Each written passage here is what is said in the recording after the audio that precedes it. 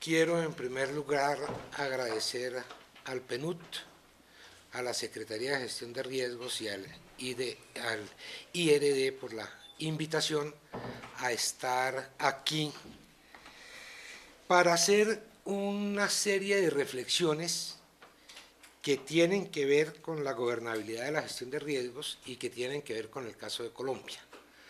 Abordar el tema de la gobernabilidad puede hacerse de diferentes maneras.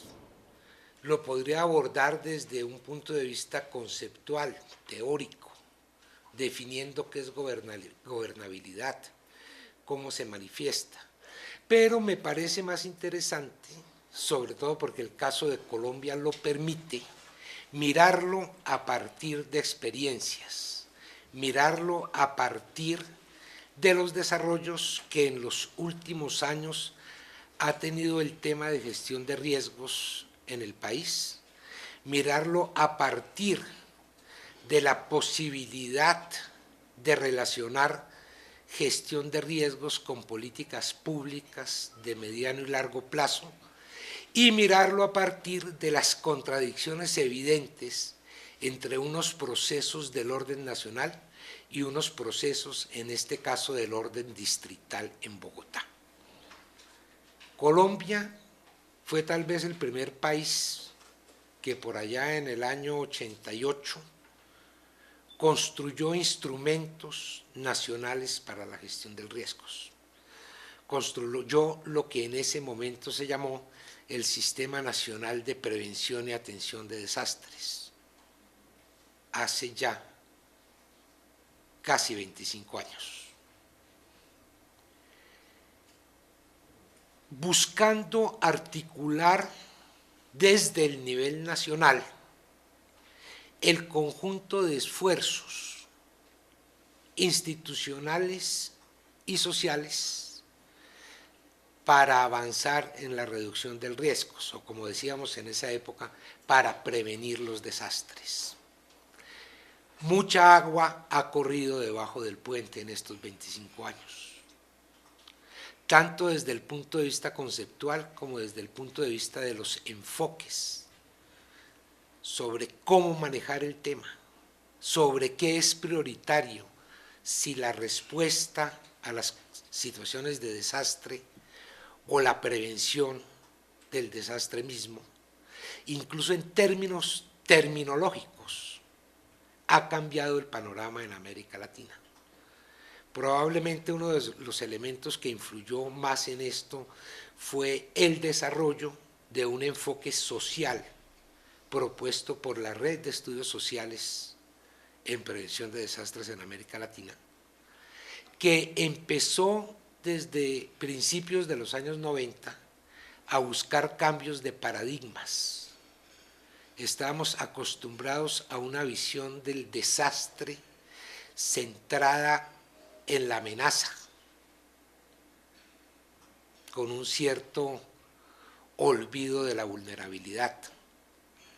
Estábamos acostumbrados a pensar que la gestión de riesgos y desastres era un problema técnico y de los técnicos, una visión un poco tecnocrática del asunto.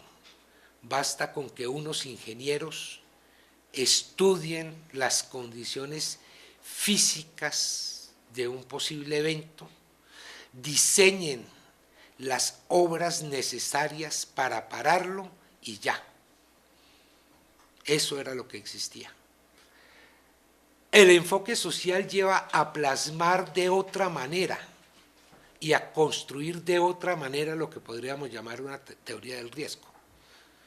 Y lo hace a partir de reconocer, y vamos a ver ahorita cómo tiene que ver eso con la gobernabilidad y cómo tiene que ver con las políticas públicas, y lo hace al reconocer, primero, que los riesgos y desastres son productos sociales, no son eventos de la naturaleza. Yo recuerdo que el primer libro que publicó la red se llamaba precisamente Los desastres no son naturales. El que tenga un componente, hay que mirar con qué peso ¿sí? Pero el que tenga un componente natural no significa que sea natural, ¿sí? Natural es la ley de la gravedad. Probablemente una piedra en situación, una roca en situación de inestabilidad tiende a caer naturalmente. Lo que no es natural es que le caiga una casa encima. Eso ya implica un proceso social de localización sobre el territorio, de desconocimiento del entorno, de no tomar medidas precautelativas y por consiguiente el evento deja de ser natural, es un evento eminentemente social. El segundo elemento que contribuye a esto es considerar que la generación de riesgos es un proceso social que se inserta dentro de las dinámicas de los modelos de desarrollo. Es finalmente el modelo de desarrollo y el modelo de relaciones sociales que existen en un territorio lo que hace que el riesgo sea más o menos grande, más o menos pequeño. Y un tercer elemento es que detrás del riesgo hay intereses de grupos sociales, hay intereses de clases sociales, hay intereses de grupos de presión, en uno y en otro sentido. Y es esa dinámica social la que hace posible que la gestión del riesgo deje de ser un ejercicio tecnocrático y en cierta medida un ejercicio académico para convertirse en un ejercicio de política pública. Ese creo que es el elemento fundamental que cristalizó a finales de los 90, a principios del presente milenio, y que de una u otra manera ha venido buscando su espacio en la formulación de políticas públicas.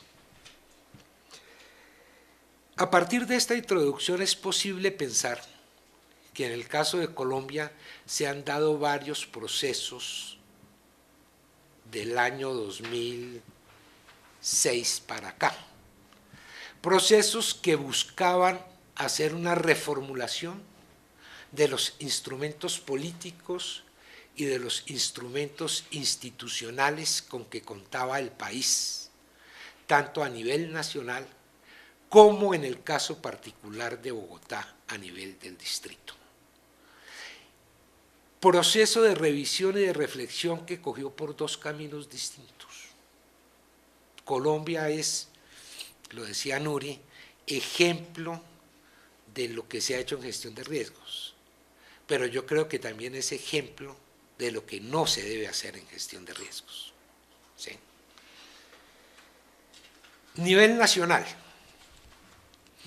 Año 2008 se inicia un proceso de reformulación de los mecanismos institucionales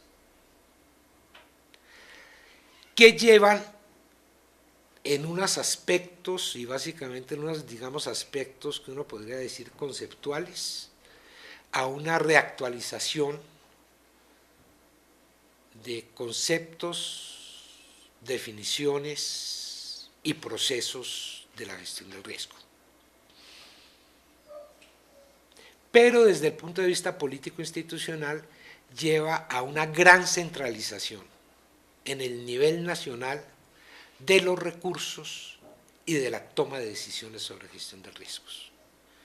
En ese sentido, el decreto 919 de 1989 era mucho más descentralizador y le dejaba mayores espacios a los municipios y departamentos para definir sus propios rumbos en materia de gestión de riesgos que la ley 1523 aprobada en abril del año 2012. Hay un elemento centralizador importante que, ojo, corresponde a una visión particular del modelo de desarrollo, que corresponde de alguna manera a una visión, yo diría, neoliberal de cómo son las relaciones en una sociedad y que corresponde, por lo tanto, a una centralización política, pero a un dejar en los sectores privados ciertas responsabilidades que para mí son eminentemente del Estado. Eso lleva a un alineamiento de nivel nacional a nivel municipal y lleva a una reproducción de modelo institucional organizativo en los 3 niveles de la administración pública de Colombia. Todo queda amarrado en todo. El distrito capital, 9 millones de habitantes, la quinta parte de la población de Colombia aproximadamente, con una serie de problemas de riesgo relacionados con la situación en zonas de ladera, con la zona de inundación del río Bogotá y de sus afluentes, y con el tema sísmico, había venido por otro rumbo. Había construido su propio sistema distrital de prevención y atención de desastres por allá en los años 90. Fue probablemente la primera ciudad del país, incluso antes del decreto 919, que creó una oficina y un fondo para la prevención de desastres en el año 87.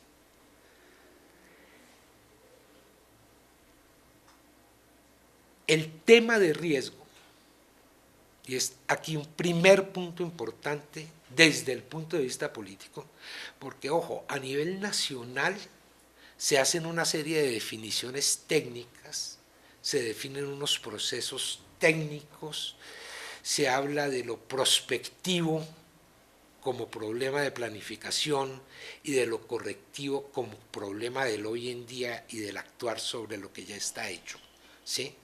Pero no se amarra a políticas públicas. Si uno mira la política pública de las locomotoras de desarrollo en Colombia, ve que por lo menos 4 de ellas chocan directamente con cualquier pretensión de gestión de riesgos. La locomotora minera, la locomotora de la construcción por la manera como se está haciendo, la llamada locomotora agropecuaria que no despega, ¿sí? Y la locomotora que permite que el sector privado externo, a través de inversiones y por vía concesión, se le entregue sin ninguna garantía de mantenimiento todas las vías públicas del país. Si ustedes reflexionan sobre esos 4 puntos, la minería a gran escala y a cielo abierto ya ha llevado a una degradación ambiental en el país, en el caso del carbón, en la costa atlántica, que es absolutamente irrecuperable. Y así podríamos mirar cada uno de los casos. La locomotora agropecuaria, de alguna manera basada en la gran propiedad y de alguna manera basada en los grandes sembrados de palma de aceite, por ejemplo, ha llevado no solo a desaparecer buena parte de la biodiversidad del país, sino que como consecuencia de mediano y largo plazo lleva a la desertificación de regiones inmensas en Colombia. Cuando a uno le hablan de 20.000 chigüiros muertos en Casanare la semana pasada por sequía, y en datos, digámoslo entre comillas, científicos, vemos que el verano no ha sido más seco que otros veranos anteriores. Estamos significando que hay elementos de absorción de agua.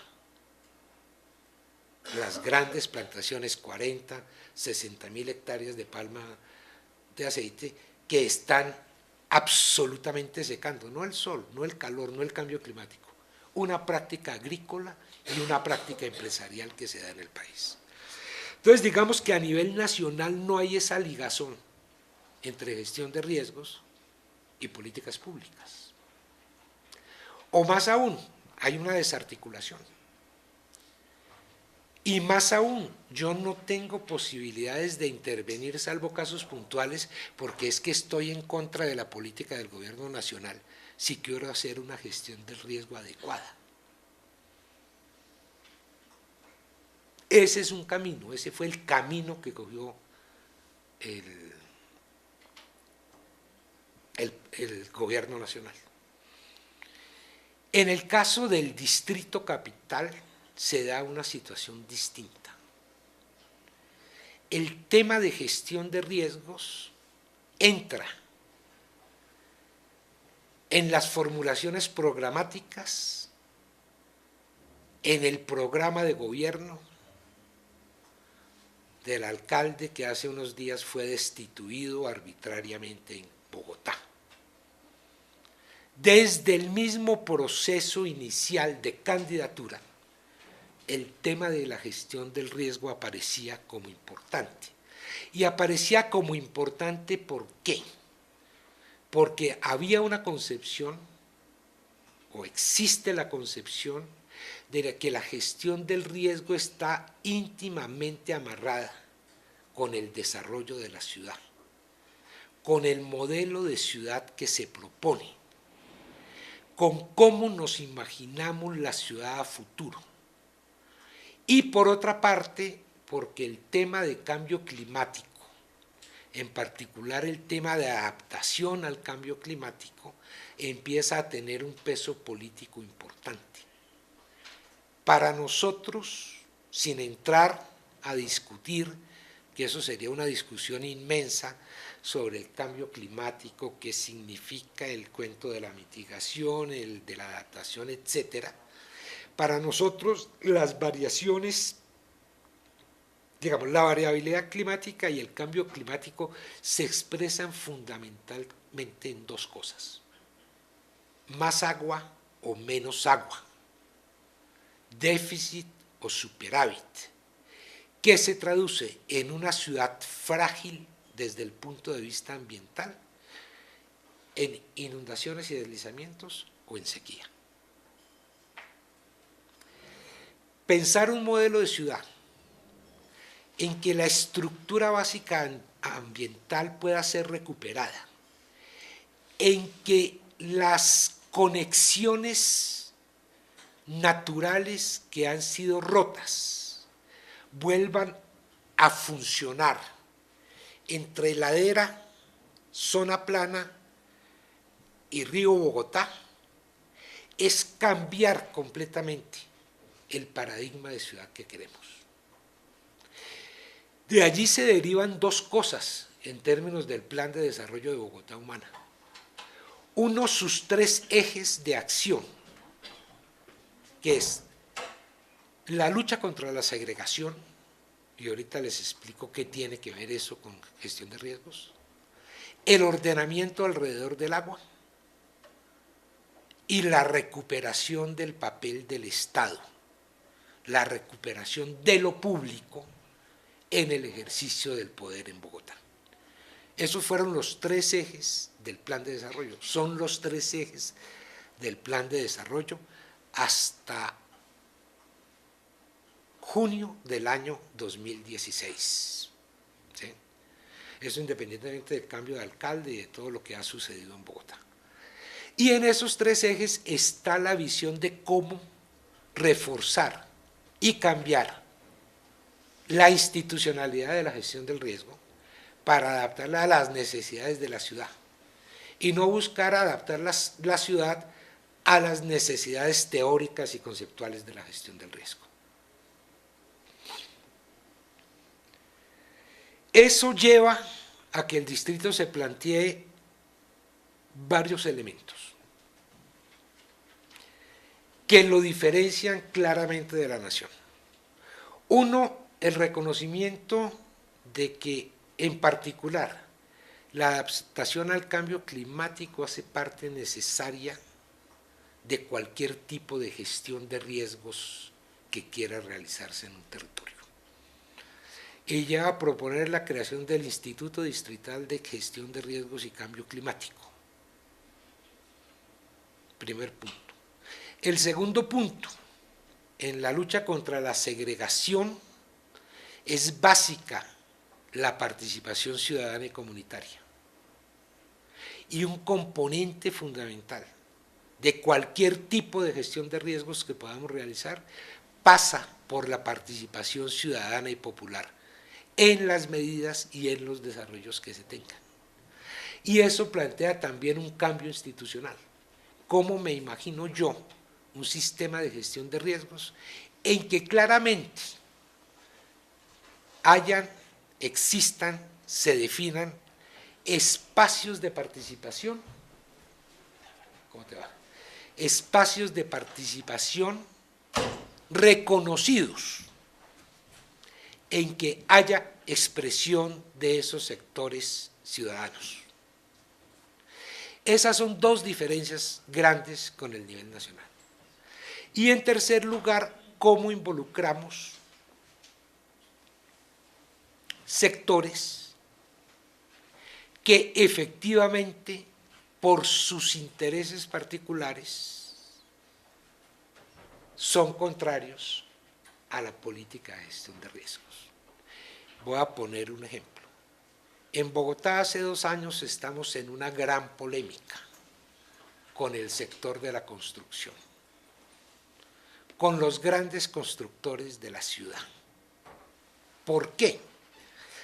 Porque esta nueva visión de gestión de riesgos, amarrada al plan de desarrollo, articulada alrededor del agua y articulada alrededor de la recuperación de la estructura ecológica principal de la ciudad, lleva necesariamente a restringir, por ejemplo, la construcción en toda la zona de inundación del río Bogotá. Bogotá es una ciudad densa. Bogotá es una ciudad que no tiene terrenos para construcción, o por lo menos que no tiene terrenos para la construcción en las condiciones en que los constructores privados quieren construir. Pero Bogotá es una ciudad cuyo centro se ha desocupado. No sé si alguno de ustedes conozca Bogotá un poco visualmente, ¿sí? Todo lo que era la zona industrial de Bogotá,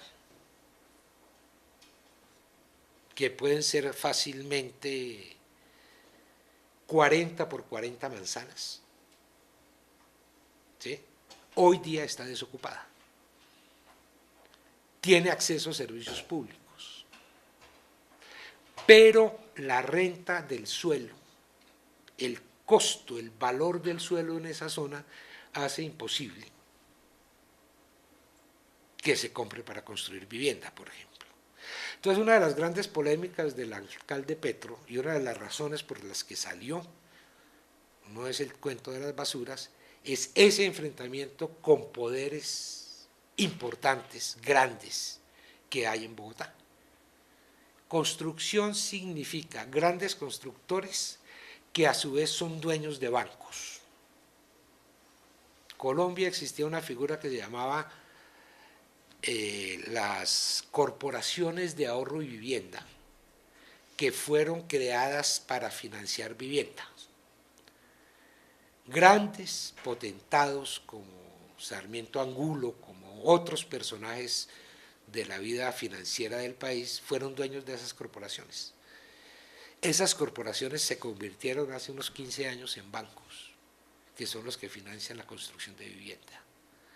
Pero Sarmiento y los similares siguen teniendo sus propias empresas de construcción. Un círculo cerrado. Yo me presto a mí mismo para construir lo que sé. Entonces, ese tipo de intereses entra muy claramente en contradicción con medidas radicales que se tienen que tomar si uno quiere llevar la gestión del riesgo a donde debe llegar. Una reflexión que uno se hace es, bueno, hasta hace unos años se hicieron muchos intentos de que la gestión del riesgo entrara en los planes de desarrollo y celebrábamos con botella de champaña que en el plan de desarrollo del 2004 quedó un artículo por allá perdido entre los 1000 artículos del plan, un artículo que habla de gestión de riesgo, y eso era una maravilla. En este momento, en el caso de Bogotá, tenemos un plan de desarrollo que está casi, se puede decir, articulado alrededor de una política pública de gestión de riesgos. Y si vamos un poco más allá,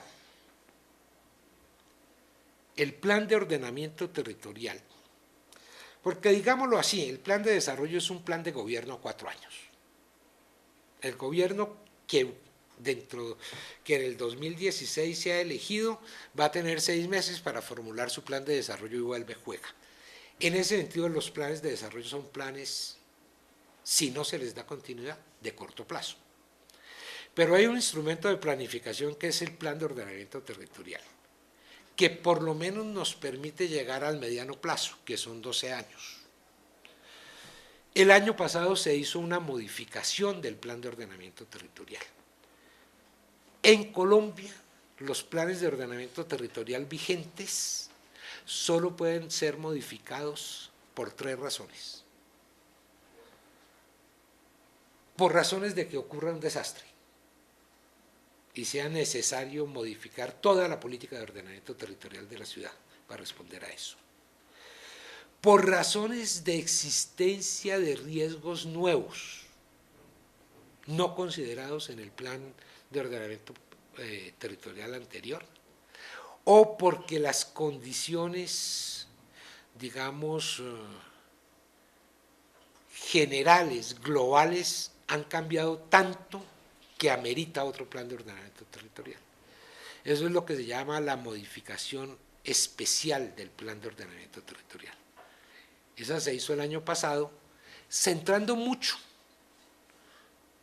en el tema de riesgos. Si ustedes tienen la posibilidad de consultar el plan de desarrollo, el plan de ordenamiento territorial de Bogotá, encontrarán 2 cosas. Un capítulo importante dedicado a gestión de riesgos y cambio climático. Y son las consecuencias del cambio climático lo que hacen necesarias de alguna manera la modificación del POT. ¿Sí? Y segundo, cómo alrededor de otro tipo de ejes del POT, piensen ustedes en movilidad, piensen ustedes en obras públicas, piensen ustedes en otras cosas, hay elementos de gestión de riesgo incorporado. Entonces, digamos, el ejercicio que se hizo en Bogotá es un ejercicio de mirar gestión de riesgos como política pública, de expresarla como uno, no el único, yo tampoco creo que sea el más importante, pero me parece más importante la lucha contra la segregación, por ejemplo, pero como uno de los ejes articulantes tanto del plan de ordenamiento territorial como del plan de desarrollo Bogotá Humana. Y 2, por mandato también del plan de desarrollo y del plan de ordenamiento territorial, la necesidad de modificar el quehacer y la estructura institucional de lo que existía en Bogotá para la gestión del riesgo. Y voy a poner un ejemplo que es probablemente el más diciente del cambio de política. ¿Sí? Los que trabajan adaptación al cambio climático saben del tema de los sistemas de drenaje urbano sostenibles. Bogotá es una ciudad en que la gran mayoría de sus cuerpos de agua ha sido canalizada y convertida en cloaca. En que adicionalmente le llegan 10 metros cúbicos por segundo de otra cuenca, hay un trasvaso de cuenca. el río Bogotá tiene que soportar 10 metros cúbicos por segundo más de lo que está, entre comillas, naturalmente diseñado a recibir.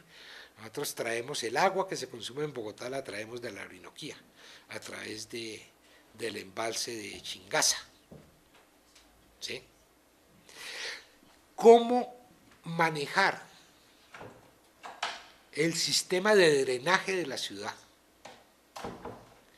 evitando las inundaciones, pero garantizando que haya el agua suficiente para los usos, las actividades que requieren agua? Tradicionalmente el modelo ha sido cómo desaguamos rápidamente a Bogotá. ¿Sí? Nadie había pensado en cómo retenemos agua sin que eso nos genere inundaciones. Y eso implica ocupación del territorio por el agua. Eso implica, por ejemplo, restablecer humedales. Ello implica, por ejemplo, hacer reservorios dentro de la red pluvial que permitan equilibrar esos flujos de agua y evitar, bueno, e implica además evitar las mezclas que todavía subsisten entre alcantarillado sanitario y alcantarillado pluvial. ¿Sí? Esos son elementos que uno los puede calificar como elementos básicos de gestión de riesgos. El manejo de esa agua pluvial no solo nos permite evitar inundaciones o encharcamientos en zonas bajas de la ciudad, porque es increíble que en una ciudad como Bogotá cualquier aguacero signifique 50 emergencias en un día. Y eso es un problema de manejo de aguas. Entonces, ¿cómo incorporar en una política de gestión de riesgos ese manejo de aguas, por ejemplo? Y cómo coordinar con quien debe hacerlo que eso se haga de manera adecuada. Entonces, eso nos lleva a plantear un nuevo sistema distrital de gestión de riesgos y cambio climático, que fue adoptado por el Consejo de la Ciudad el pasado 27 de diciembre. Y nos lleva desde el punto de vista institucional a desarrollar una serie de decretos reglamentarios que tienen que ver con tres cosas: con el funcionamiento del sistema, con el carácter de la unidad o de la entidad coordinadora del mismo, que es el Instituto Distrital de Gestión de Riesgos y Cambio Climático, con los recursos. Bogotá probablemente la ciudad del continente que más recursos tiene para gestión de riesgos. Tiene en este momento de presupuesto propio de la ciudad cerca de 130.000 millones de pesos, que son más o menos 70 millones de dólares año para gestión de riesgos. Entonces, la creación del Fondo Distrital para la Gestión de Riesgo de Cambio Climático como instrumento financiero autónomo para ese tema en la ciudad de Bogotá. Y un cuarto decreto que tiene que ver con el manejo de los sistemas de drenaje urbanos, de los sistemas urbanos de drenaje sostenibles, como parte de una estrategia del manejo del tema de agua en la ciudad en condiciones de cambio climático. En este momento, por ejemplo, Bogotá llueve, pero en la cuenca alta de los ríos que drenan hacia Bogotá y de donde se recoge el agua, o en la cuenca alta de Chingaza, hace 4 meses no cae una gota de agua. Los embalses los tenemos en menos del 50%. Son condiciones que llevan a pensar que el manejo de agua es fundamental en la ciudad.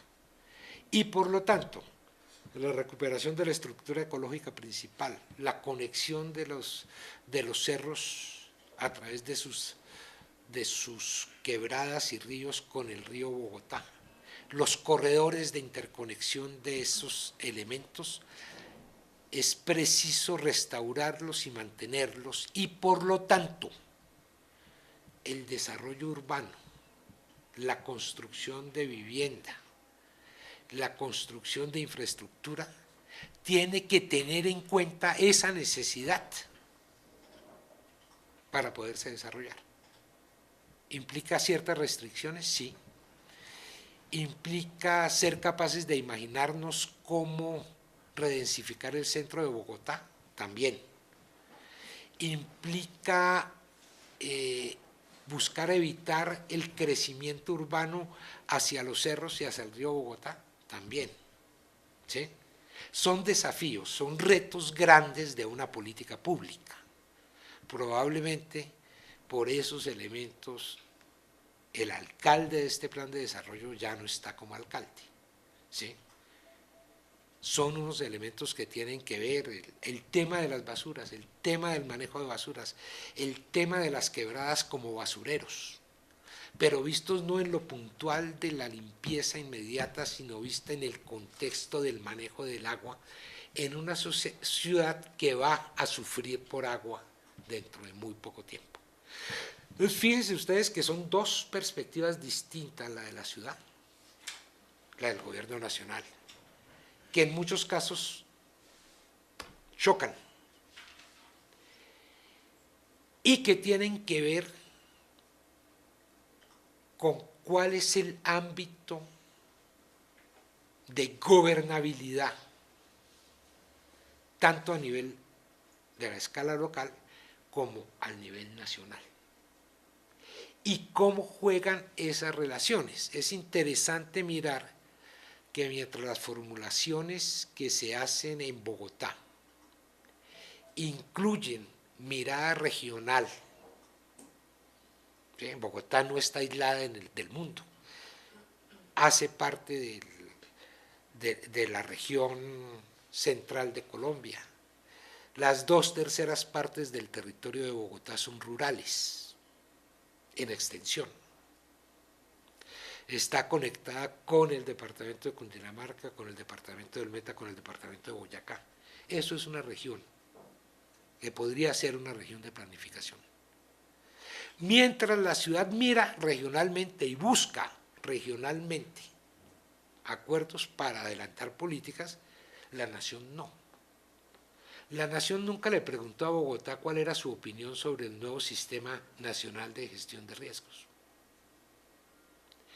Ni nunca le consultó, y ya no es el caso de Bogotá, sino a los departamentos y a otras ciudades, cómo era eso. Hacer una reunión de coordinadores de emergencia y contarles esto es lo que aprobamos ayer, no es una consulta, ni es una construcción colectiva. ¿Sí? Bogotá se ha demorado 2 años en hacer la modificación institucional porque entiende que eso no es posible sin una amplia consulta, que entre otras cosas el Programa de Naciones Unidas para el Desarrollo en Bogotá nos ayudó a realizar y fue el punto de apoyo logístico para el desarrollo de casi 150 eventos de discusión, de formulación y de prueba de los instrumentos que están proponiendo que se adopten. Ya se adoptó uno, el acuerdo marco. Vamos a ver qué pasa con los otros 4 instrumentos que tenemos. Y para concluir, creo que ya me he extendido más de lo suficiente. Creo que vale la pena pensar 3 cosas como lección. Lo primero, vale la pena meterse en procesos en que la gestión del riesgo esté amarrada a la realidad territorial y no al concepto de qué es gestión de riesgo. Y la realidad territorial, por lo tanto, es la realidad de cada uno de los municipios, en el caso de Ecuador, de las parroquias, de los cantones, de las provincias. Es en el territorio donde se hace la gestión del riesgo y es en el territorio donde se puede planificar. Papel del nivel nacional para mí es un papel coordinador de apoyo, de generador de conocimiento, de generador de líneas que apoyen. Pero para mí, por lo menos en el caso de Colombia, el gobierno nacional no puede pretender ser ejecutor en 32 departamentos y en 1.200 municipios. Él solito, el director de gestión de riesgo solito, no puede pretender ser el ejecutor de todo. ¿Sí?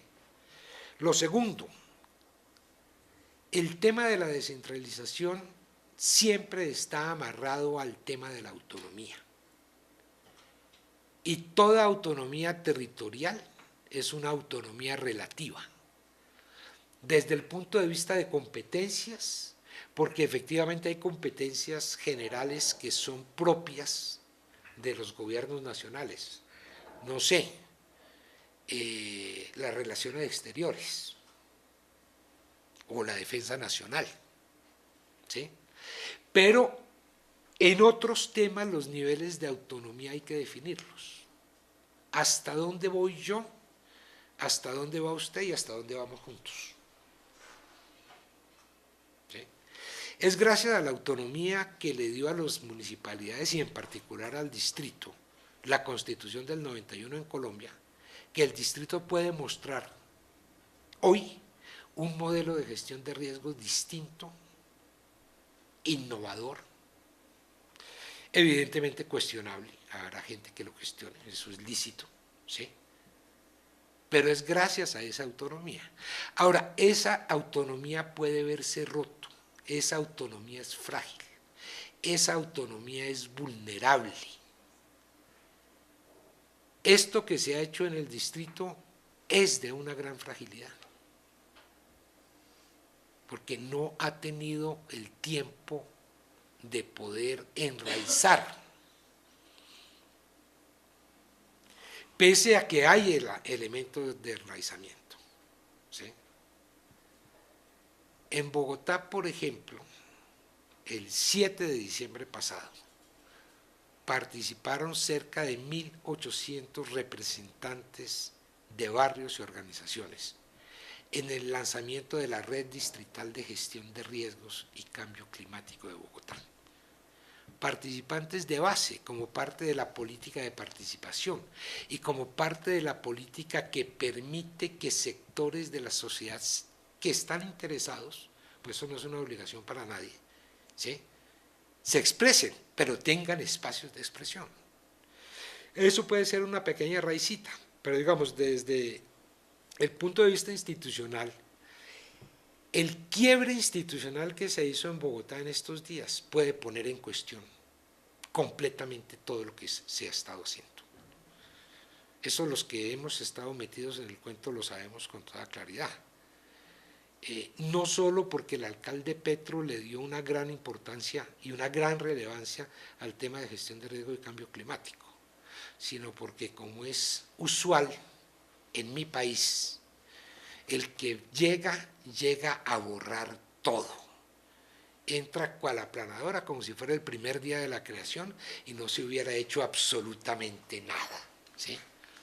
Entonces, vamos a ver ahí 2 meses para consolidar cosas y ver qué pasa con las elecciones atípicas que serán en el mes de julio, yo creo, de pronto un poco antes.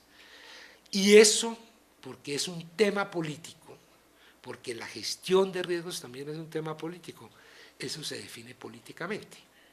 Veremos qué pasa.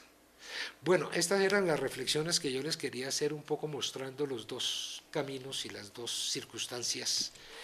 Y no, les agradezco mucho la atención. Si hay preguntas, intervenciones, lo importante de esto es que podamos compartir ideas.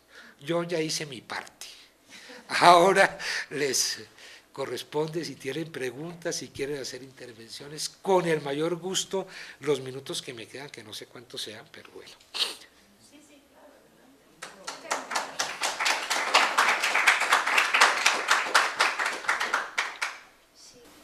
Yo estoy trabajando al momento con la UNGRD de Colombia, es la encargada de gestión de riesgos y desastres.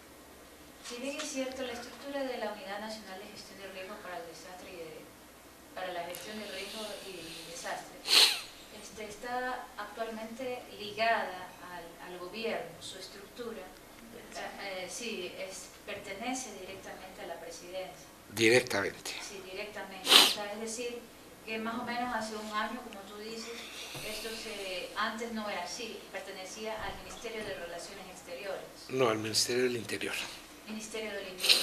Entonces, ¿qué pasa ahora? Perteneciendo a su estructura, a la presidencia, esto facilita, digámoslo así, entre comillas, las gestiones de riesgos en todos los aspectos y campos, elementos que has nombrado.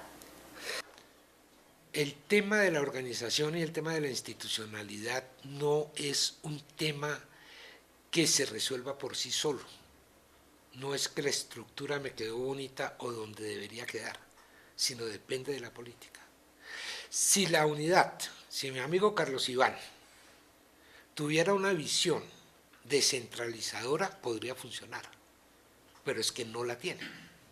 Si las orientaciones del gobierno nacional fueran hacia fortalecer los instrumentos de las instituciones departamentales y municipales, perfecto, pero es a reemplazarlas. Voy a poner un ejemplo. Ustedes recordarán 2010, 2011, supuestamente la maldita niña nos inundó en Colombia. Maldita niña fue como dijo el presidente Santos. Han pasado 4 años, 3 años y pico.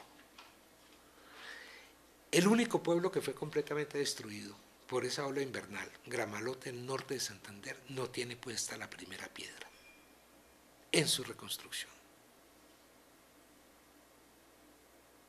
A la gente de Gramalote le tocó ir a vivir en las ruinas, porque no tenía más dónde ir. Y hace 4 años se está negociando un empréstito internacional, un proyecto con el Fondo de Adaptación y con la Unidad Nacional de Gestión de Riesgos para resolver lo de Gramalote y no se ha resuelto. Y ojo, la prioridad del gobierno Santos y en particular del candidato a la vicepresidencia Germán Vargas Lleras es la vivienda. Prometieron 100.000 viviendas gratis de interés social en Colombia a realizarse en 4 años. Entonces, ahí es donde uno encuentra que uno puede tener una buena concepción de las cosas. Incluso uno puede pensar que idealmente esa oficina debería estar en la Presidencia de la República.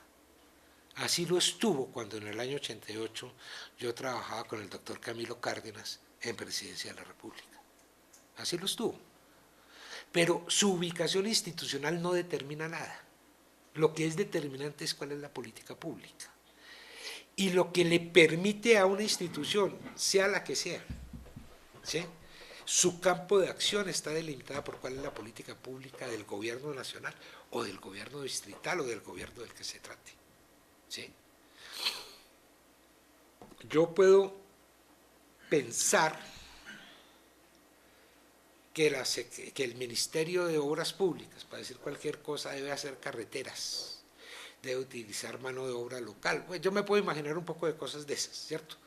Pero si la política pública es que eso es concesión a empresas que tengan 25% de capital extranjero, yo no voy a poder hacerlo por mi cuenta. La política pública es otra. Así yo quiera, así yo lo entienda. ¿Sí? Entonces, eso pasa un poco con la unidad nacional. Y fíjate que la unidad nacional sigue muy centrada en el tema de respuesta. La ley 1523 le ordena formular en 6 meses el Plan Nacional de Gestión de Riesgo. Todavía no lo ha hecho. Y van 2 años de aprobación de la ley. Entonces, ahí uno es donde ve cómo es el cuento de la política pública y de la toma de decisiones y quién hace quién de qué. Primero allá el caballero que había pedido Emilio, tú habías pedido la palabra, y luego tú. El distrito del que mencionas es una unidad territorial creada por el Ejecutivo o es algo donde hay un gobierno como el municipio? El distrito es equivalente a un municipio. Lo que pasa es que es un municipio de categoría especial que por ser la capital de la República, la Constitución le dio un estatus específico. Es el distrito metropolitano. Hagamos de cuenta. Y tiene su propio estatuto, que es diferente al estatuto de los otros municipios. ¿Si hay uno solo en Colombia? Como distrito capital hay uno solo y existen con la figura de distrito los distritos turísticos de Cartagena, Santa Marta y con una figura similar el área metropolitana de Medellín. Pero son los únicos 4, digamos, grandes grupos diferentes de los otros municipios. Fernando, tú mencionaste que uno de los ejes de Bogotá Humana era la recuperación de lo público. Sí. A continuación dijiste la recuperación del Estado. Sí. Sí. Entonces, me gustaría saber, por ejemplo, cómo, digamos, qué concepción de lo público tenía el proyecto del alcalde Petro, porque hay como una tensión entre estas dos nociones, entre lo público y lo estatal. Y a veces, digamos, en esta idea de recuperación de lo público, de la recuperación de lo estatal, se deja de lado una noción más amplia de lo público que involucra, por ejemplo, muy fuertemente la participación de la ciudadanía. Entonces, a veces hay tensiones entre esas dos nociones porque resulta que el Estado pasa a ser, digamos, el gran referente y deja de lado esa otra, digamos, componente de participación de la ciudadanía o del mundo popular, etcétera, etcétera. Claro. Voy a tratar de explicarlo con el ejemplo del pretexto con el cual se destituyó al alcalde Petro. El pretexto fue el tema de basuras. La acusación fue que durante 3 días, del 18 al 21 de diciembre, hubo despelote con las basuras en Bogotá. ¿Qué ciudad no ha tenido despelote más de 3 días con las basuras en algún momento de su historia? ¿Cuál es el tema de las basuras? Las basuras creo que desde el año 80 y algo, 85 digamos, se han dado en concesión al sector privado. El sector privado tiene ganancias monumentales por la mala recolección de basura que hacen en Bogotá. Si uno dijera es que es perfecto, no hay ni un papelito en la acera, bueno, vaya y venga, pero una mala prestación del servicio y un servicio costoso. La Corte Constitucional señala que bajo las nuevas, de hace 3 años, modalidades de recolección de basura, debían incluirse los recicladores. Las personas que recogen botellas, papel, con carretas tiradas con caballo o tiradas con humano, que en todas nuestras ciudades se ven y que existen. Y se hizo, porque eso es parte de la recuperación de lo público, se buscó la organización de cooperativas de este tipo de trabajador para poder modificar el sistema de basuras en Bogotá. ¿Sí? No voy a entrar en detalles porque pues a veces uno con los detalles se despista. El hecho es que la administración de Bogotá venía trabajando desde hacía 9 meses en el proceso de cambio de modelo de basura.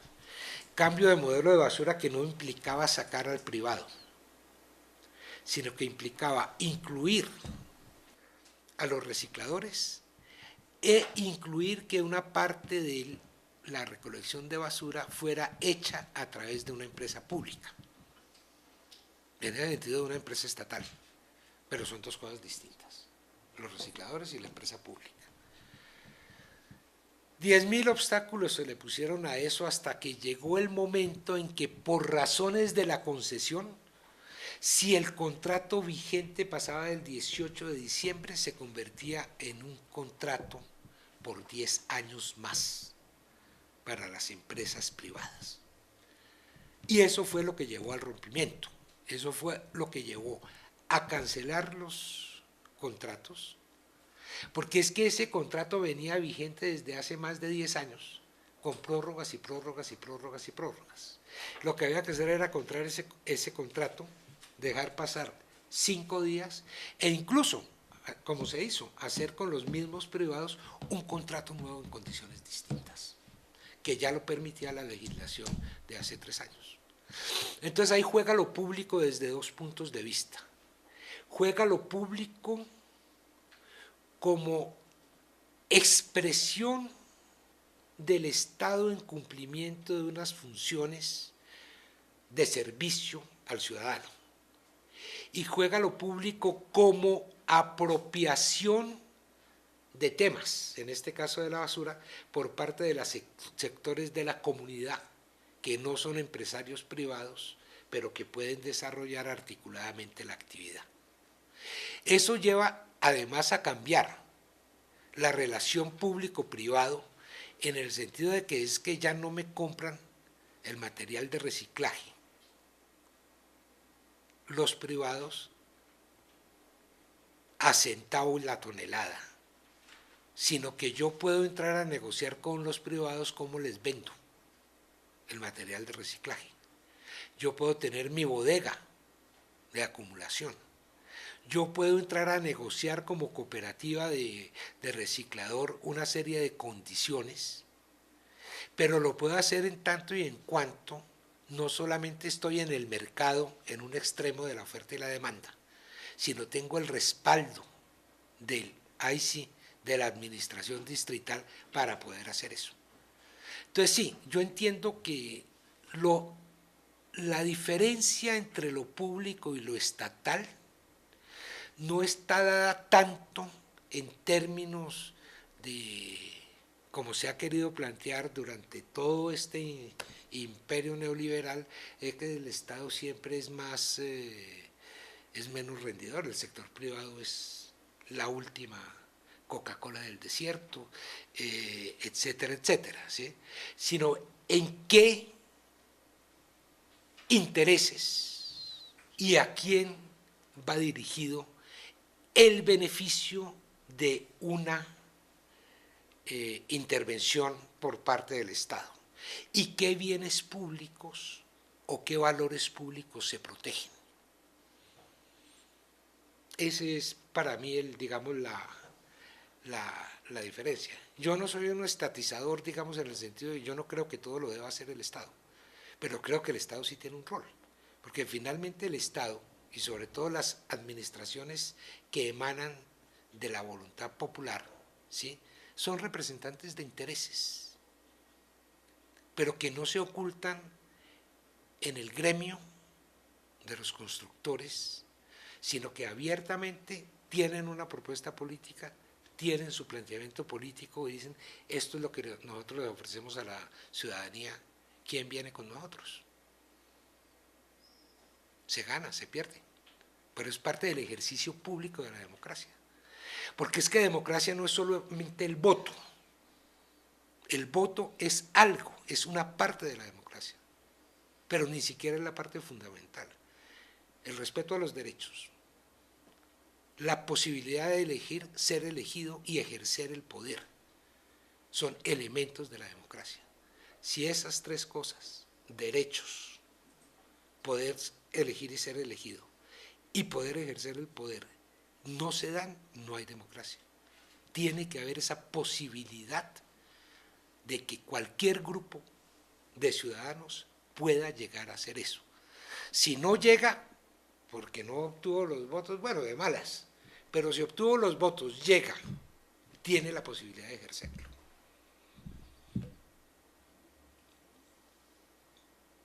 Y democracia tiene que ver con gestión de riesgos también.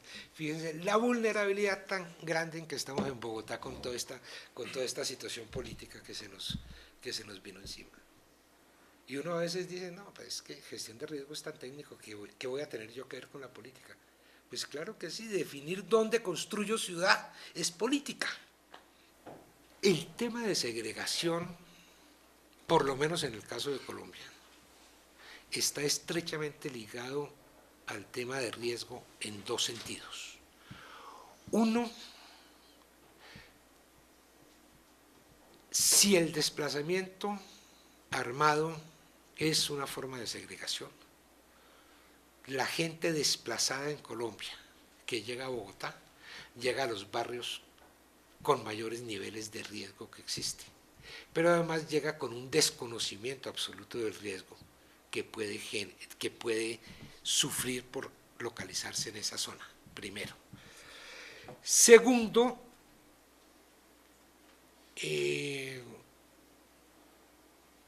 la forma como la ciudad se ha construido es una forma que segrega, que lleva a los extremos, al perímetro de la ciudad, a los sectores más pobres. Entonces es en esos sectores de perímetro donde está el riesgo, en el borde de los cerros, en el borde del río Bogotá, ¿sí? Entonces también hay un efecto de segregación por localización de la gente, ¿sí? En tercer lugar,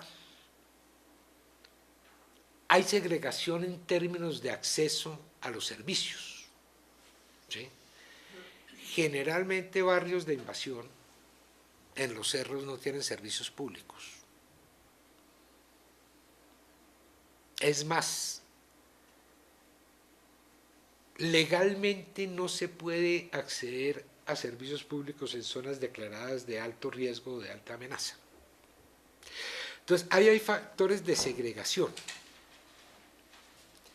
Y, gracias, Disculpe. Cuando uno lo ve a nivel micro, es decir, cuando yo ya no lo estoy viendo a nivel ciudad, sino lo estoy viendo a nivel de localidad o de unidad de planificación zonal, de UPZ, ahí es donde yo veo cómo efectivamente la dinámica de crecimiento y de poblamiento de la ciudad es una dinámica segregacionista.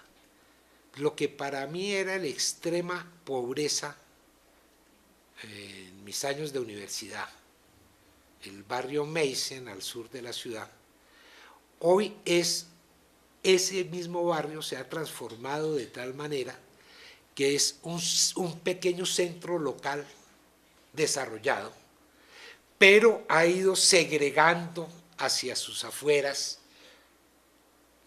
a un conjunto de población que ya no cabe dentro de ese pequeño centro, que se ha vuelto un pequeño, no es que sea la extrema riqueza ni el gran centro comercial, ¿sí?